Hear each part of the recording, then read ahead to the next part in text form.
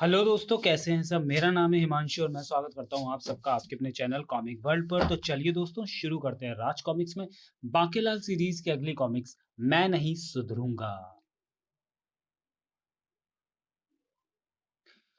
Bankelal series मैं नहीं सुधरूंगा, चित्रांकन बेदी, कहानी तरुण कुमार वाही, संपादन मनीष गुप्ता, हास्य सलाहकार संजय गुप्ता और संजय सक्सेना। एक सुबह, महाराज ये देखिए मैं किसे लेकर आया हूँ। महाराज की जय हो, मेरा नाम एवं है, समझता ही नहीं। आइले महाराज, एवं तो हम होते हैं। ये एवं ही है या कुछ करता भी है? एवं ही, मुझे तो ये सेवं ही लगता है। भला ये क्या नाम हुआ सेनापति? एवं ही मतलब ऐसे ही।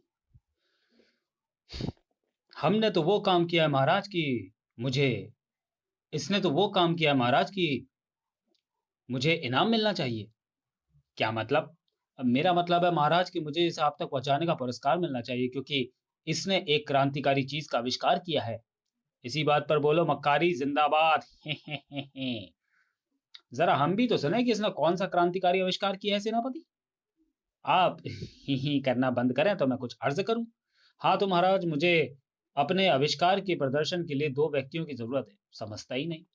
दो व्यक्ति? ओ, दो व्यक्तियों के रूप में सेनापति ने सुझाया विक्रम सिंह और स्वर्णलता का नाम, मगर मेरे स्थान पर बांकेलाल ठीक रहेगा। जी हाँ महाराज, मैं भी तो बरसों से यही कह रहा हूँ, चलिए उतरिए सिंहासन से नीचे। किंतु महाराज, बिना ये जाने कि एवं किस वस्तु का प्रदर्शन करने वाला है, हमारा उसके काम के लिए तैयार होना उचित नहीं होगा। ठीक है, पहले मैं उस आविष्कार के विषय में ही बताता हूँ, समझता ही नहीं। महाराज, ये है दूर श्रव्य यंत्र यानी तेरी फूं। ओ, तेरी फूं? मगर ये दूर से क्या सुनता है भाई? वही बताने के लिए तो मुझे दो व्यक्तियों की जरूरत है महाराज, समझता ही नहीं। बाकीलाल, ये लो तेरी फूं का एक सुरा और किसी दूसरे कक्ष में चले जाओ। तब स्वर्णलता, मेरा मतलब महारानी जी, तेरी फूं के दूसरे सिरे से आपसे बातें करेंगी। मगर ध्यान रहे बाकीलाल, तुम्हें जब महारानी जी की बात सुननी हो तो इसके सिरों को, जिसे टोपा कहते हैं, अपने कान पर लगा लेना। और जब अपनी बात कहनी हो तो इसे मुंह से लगा लेना। महारानी जी, आपको भी ऐसा ही करना है, समझता ही नहीं। मैं दूसरे कक्ष में जाता हूँ। क्या सचमुच इसमें से मुझे बाकीलाल की आवाज सुनाई देगी? बाकीलाल, कुछ बोलो, मुझे कुछ सुनाई नहीं दे रहा। मुझे भी कुछ सुनाई नहीं पड़ रहा महारानी जी, कुछ बोलो। ओ, लगता है उधर से महारानी जी बोल रही है। मैं टोपे को कान से लगाता हूँ। ओह, लगता है बाकीलाल उधर से बोल रहा है, मैं टोपे को कान से लगाती हूँ। महारानी जी, आपकी आवाज साफ नहीं आ रही, जरा ऊंचा बोलिए। बाकीलाल, तुम कुछ बोलते क्यों नहीं? मेरे कान टोपे में तुम्हारी आवाज सुनने को तरस रहे हैं, जरा ऊंचा बोलो। बाकीलाल, कैसे हो? अच्छा हूँ महारानी जी। वाह, अब आई आवाज। आप कैसी है महारानी जी? भली चंगी। बाकीलाल, तुम बहुत अच्छे हो। महारानी जी, होली पर आप बहुत सुंदर दिख रही थी। और मेरे बारे में तुम्हारा क्या ख्याल है बाकीलाल? ये तो मोटे की आवाज है। बाकीलाल से बातें करने में कितना मजा आ रहा था। मगर महाराज, ये सारी बातें तो हम सब भी सुन रहे हैं, तेरी फूं की क्या जरूरत है? इसमें गलती मेरे यंत्र की नहीं है, मैं अभी सब ठीक करता हूँ, समझता ही नहीं। महाराज, आप ऐसे ही पकड़ कर रखना, मैं बाकीलाल को टोपा ठीक से पकड़ा कर आता हूँ। ठीक है, मगर जल्दी आना। इसी बात पर बोलो ए भाई, बोलो टोपे की जय। और तब वापस लौटा ए भाई। महाराज, अब आप सबसे पहले तेरी फूंक की फूंक बोलिए। तब उधर से बाकीलाल मेरी फूंक की फूंक बोलेगा। तब आपकी बात सुनेगा, फिर आपकी बात का जवाब देगा। बाकीलाल, तेरी फूंक की फूंक, क्या तुम मेरी आवाज सुन पा रहे हो? मुच्छर, तेरी आवाज सुनते सुनते तो मेरे कान पक गए। मुझे डर है कि कहीं मवाद भी ना बहने लगे। जी हाँ महाराज, मेरी फूं की फूं, ऐसा लग रहा है जैसे कोई भैंसा टकार रहा है। मैं तेरी फूं पर आपकी आवाज कितनी मधुर सुनाई पड़ती है। पिताश्री पिताश्री, मुझे भी तेरी फूं चाहिए, मैं भी बाकीलाल चाचा से बातें करूंगा। अच्छा, तो फिर लो अपने भतीजे से बात करो। और बाकीलाल चाचा, मेरी माता श्री की तारीफ करने के बहाने उन पर डोरे डालने की कोशिश की तो चोटी काट कर फेंक दूंगा। आहे। इस प्रकार प्रदर्शन समाप्त हुआ। कहिए महाराज, कैसा लगा मेरा आविष्कार? समझता ही नहीं। वाह, ये तो कमाल का यंत्र है। जी हाँ महाराज, हम अपने कक्ष में बैठे बिठाए बाकीलाल से बातें कर सकते हैं, क्यों बाकीलाल? जी हाँ महारानी जी। यही नहीं महाराज, आप चाहें तो अपने कक्ष से महल के मुख्य प्रवेश द्वार के द्वारपाल तक से बातें कर सकते हैं, मगर उसके लिए पहले मुझे तेरी फूं का जाल महल में फैलाना होगा। और मैं गुप्त टोपे जोड़कर बीच-बीच में मुटल्ले को गालियाँ भी बक सकता हूँ। तो फिर देर कैसी? जल्दी से जाल फैला दो। बाकीलाल, ये काम तुम अपनी देख-रेख में करवाओ, जैसा आप उचित समझे महारानी जी।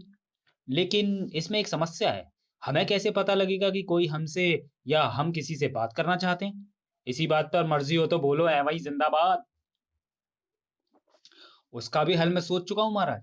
बातें करने से पहले जब आप तेरी फूंक की तार को पकड़कर झटके से छोड़ेंगे तो दूसरी ओर एक टंकार की ध्वनि होगी, जिसका मतलब है कि कोई तेरी फूंक पर बात करना चाहता है।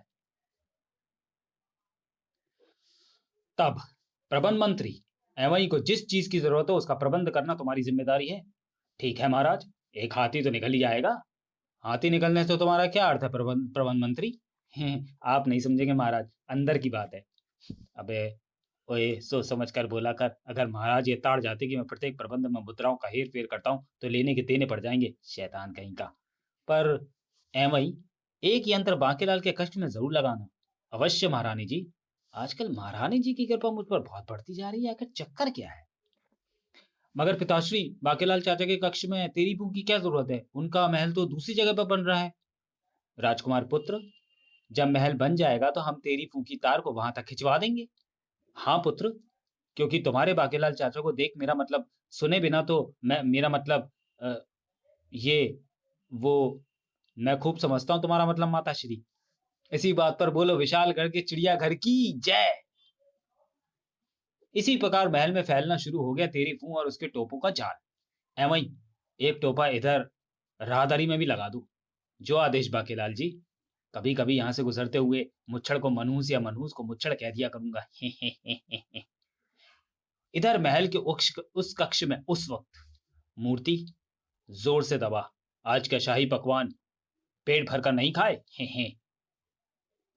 खाए क्यों नहीं भैया चित्र, बल्कि हमेशा की तरह बचे हुए पकवान बिल्लियों को भी खिलाए। कोई मजाक है क्या? देखो, उन कमबख्तों को जब से शाही पकवान मिलने शुरू हुए, कमबख्त यहाँ से कहीं और जाती ही नहीं। एक केला मेरे लिए भी छील दियो। क्योंकि उसके बाद तुझे मेरी टांगे दबानी है। मैं भी आऊं। और तभी ओह, बिल्लियां भाग रही हैं और बाहर से किसी के कदमों की आवाजें भी आ रही हैं। कोई मजाक है क्या? भैया चित्र, कूची लेकर जल्दी से शुरू हो जाओ और तुम भी मूर्ति बनाने के काम में जुट जाओ। प्रवेश किया विक्रम सिंह ने। अरे, इन दोनों ने तो हमारी तरफ देखा तक नहीं। मूर्तिकार चित्रकार, तुम दोनों का कार्य कैसा चल रहा है? अरे महाराज, आप कब आए? कोई मजाक है क्या? अभी कुछ ही क्षण पूर्व। क्षमा करें महाराज, दरअसल हम दोनों काम में इतने डूबे हुए थे कि आपके आगमन का पता ही नहीं चला। ओह, मगर ये क्या चित्रकार, तुम तो किसी बिल्ली का चित्र बना रहे हो। क्या? मगर मेरी कल्पना में तो कुत्ता था। आपके महल में इतनी बिल्लियां हैं कि आपका चित्र बनाते बनाते मेरे हाथ कुत्ते का चित्र बनाने लगते हैं। म्याऊं। और मूर्तिकार, तुम ये क्या कर रहे हो? कोई मजाक है क्या? आपकी आंखों में धूल झोंक रहा हूँ महाराज। मूर्तिकार, ये तुम कैसी बकवास कर रहे हो? हमें बकवास बहुत जल्दी समझ में आ जाती है, समझे? कोई मजाक है क्या? महाराज, मैं कोई झूठ बोलिया? मैं कोई कुकुर तोल लिया? ये देखिए, आपकी आंखें बिल्कुल तैयार हैं और इन्हें अधिक चमकदार बनाने के लिए मैं इन पर स्वर्ण धूल छिड़क रहा था। ओह, तो ये बात है, जरा देखूं। वाह, ये तो ऐसे चमक रही हैं जैसे बिल्ली की आंखें रात में चमकती हैं। तुम तो कमाल के फनकार हो मूर्तिकार। आप बिल्कुल ठीक कह रहे हैं महाराज, ये मरी हुई बिल्ली की ही आंखें हैं। मेरा मतलब, अब तो आप शर्मिंदा कर रहे हैं महाराज, कोई मजाक है क्या? हम यही देखने आए थे कि हमारी मूर्ति और चित्र कहाँ तक बने हैं, मगर तुम्हारे काम की गति देखकर लगता है कि इन्हें बनने में तो काफी समय लगेगा। जबकि तुम तो कह रहे थे कि काम कुछ घंटों का ही है। महाराज, काम तो सचमुच घंटों का ही है। देखें, बाकेलाल का पूर्व कॉमिक मैं हूं बाकेलाल, जो कि चैनल पे अपलोड है और आपको बाकेलाल की प्लेलिस्ट में मिल जाएगी। मगर कितने घंटों का? महाराज, यही कोई 1.5-2 लाख घंटों का। आप निश्चिंत रहिए महाराज, कोई मजाक है क्या? आपकी मृत्यु से पूर्व हवा काम 100% खत्म हो चुका होगा। इधर बाकेलाल की रातों की नींद उड़ी हुई थी। बेटा बाकेलाल, आजकल महारानी जी की नीयत तुझ पर खराब है। पता नहीं कुंवारे लोग मुझे छाती पर भींच कर क्यों सोते हैं। उसकी जुबान पर रहता है हरदम तेरा ही नाम। तो फिर क्यों ना इस अति सुंदर स्थिति का लाभ उठाया कर विशालगढ़ का राजा बनने की कोई तरकीब भिड़ाई जाए। अबे छोड़, याहू! वो मारा पापड़ वाले को। क्यों ना धीरे-धीरे महारानी जी पर डोरे डालना शुरू कर दूँ। फिर इधर मैं मारूँगा मुच्छड़ को और इधर करूँगा महारानी जी से शादी। इस प्रकार मैं बैठे-बिठाई बन जाऊँगा विशालगढ़ का राजा। मगर उसके लिए मुझे मुच्छड़ मनहूस को भी सरलता की नज़रों में गिराते रहने के काम करते रहने पड़ेंगे। चलो, इसी बात पर तेरी फूँ पर मैं महारानी जी से बात करता हूँ। अब आएगा मज़ा। टंकार! तेरी फूँ की फूँ, महारानी जी, मोटा घर में है? तेरी फूँ की फूँ, नहीं, मैं छोटा बोल रहा हूँ। मगर बदतमीज़ तुम कौन हो? अरे बाप रे! मैं सेनापति बोल रहा हूँ। तेरी फूँ पर हुई ज़ोरदार टंकार। टंकार!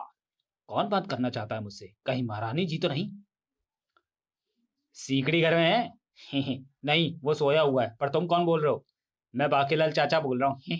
बेटे तुझे भी समझ लूँगा एक दिन। कुछ ही क्षणों बाद तेरी फूँ पर गूंजी स्वर्णलता की आवाज़। मैं स्वर्णलता बोल रही हूँ। शैतान राजकुमार, आप अपने कक्ष में अब अपने कक्ष में जा चुका, मगर तुमने मुझे इतनी रात को तेरी फूँ से क्यों जगाया देवदूत? बेचारा बांकेलाल क्या जानता था कि स्वर्णलता गहरी नींद में सपन में बोल रही है। आए, देवदूत, इसका मतलब चिड़िया फंस रही है। मेरी फूकी फू, महारानी जी, पहले ये बताइए कि मोटा मेरा मतलब महाराज कहाँ है? तकिया बनाने वाले क्या तेरे मन में समाया? काहे को तकिया बनाया? वो तो घोड़े बेचकर सो रहा है, मेरा मतलब सो रहे हैं। तुम कुछ कहते क्यों नहीं देवदूत? पास क्यों नहीं आते? ये आप क्या कह रही हैं महारानी जी? मैं भला इस प्रकार खुल्लम-खुल्ला आपके पास कैसे आ सकता हूँ? उसके लिए समय की प्रतीक्षा करें। अच्छा, अब रात बहुत हो चुकी है, शेष बातें फिर कभी करेंगे। शुभ रात्रि। याहू! वो मारा पापड़ वाले को। शुक्र है भगवान ने मुझे रुई का बनाया, वरना रोज़-रोज़ मेरी हड्डियाँ टूटती। तो चलिए दोस्तों, वीडियो को यहीं समाप्त करते हैं और मिलते हैं राज कॉमिक्स में बाकेलाल सीरीज़ की कॉमिक मैं नहीं सुधरूँगा के दूसरे और अंतिम भाग में अगले वीडियो में। तब तक के लिए धन्यवाद।